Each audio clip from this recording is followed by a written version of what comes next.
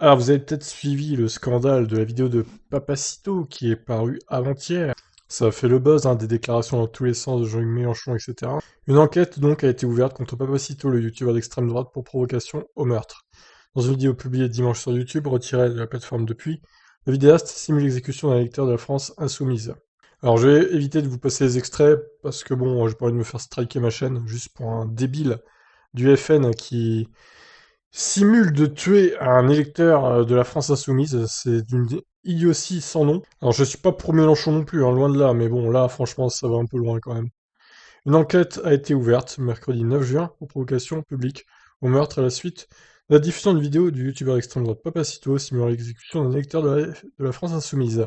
Dans le détail, l'enquête est ouverte du chef de provocation publique non suivi des faits à la commission d'atteinte à la vie ou à l'intégrité des personnes. Selon le parquet, les investigations ont été confiées à la brigade de répression de la délinquance contre la personne. Papacito a diffusé une vidéo simulant le meurtre d'un électeur de LFI. Cette vidéo a été vivement dénoncée par le leader du mouvement et candidat à l'élection présidentielle Jean-Luc Mélenchon, qui a annoncé lundi le dépôt d'une plainte. Fabien Roussel, Parti communiste français, autre candidat à la présidentielle, a également annoncé saisir le procureur parce que les communistes y étaient aussi désignés comme cible. Dans sa vidéo publiée dimanche, qui a été supprimée depuis par YouTube après avoir été visionnée plus de 100 000 fois, Papacito déclare: il y a 6% de gens qui votent pour le parti de Jean-Luc Mélenchon dans ce pays. Peut-être qu'ils seront démunis s'il se passe quelque chose de pas prévu dans les années prochaines.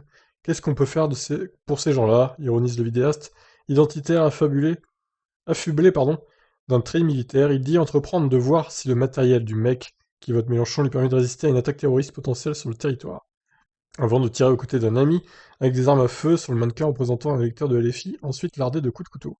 C'était vraiment violent les coups de couteau aussi, même les fusils aussi, mais les coups de couteau, franchement, chaud quoi.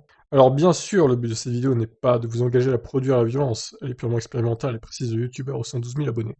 Le gouvernement de la République condamne sans réserve, et de la manière la plus ferme cette vidéo, avait déclaré mardi le Premier ministre Jean Castex à l'Assemblée nationale, Jean Castex. Voilà, donc Papacito qui fait encore le buzz, hein.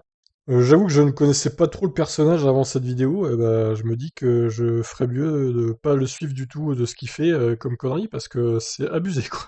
Je sais pas ce qu'il a fait d'autre, mais franchement, ça donne pas envie de regarder ses autres contenus, on va dire. Bref, en tout cas, je vous laisse réagir. Qu'avez-vous pensé de cette vidéo? Est-ce que c'était légitime de la supprimer, de la censurer de YouTube? D'ailleurs, il y a eu d'autres comptes qui ont été créés et qui ont réuploadé la vidéo, mais j'imagine que la vidéo va survivre le même sort, elle va se faire striker en peu de temps. Donc voilà, est-ce que vous pensez du coup qu'il y aura des sanctions contre Papacito?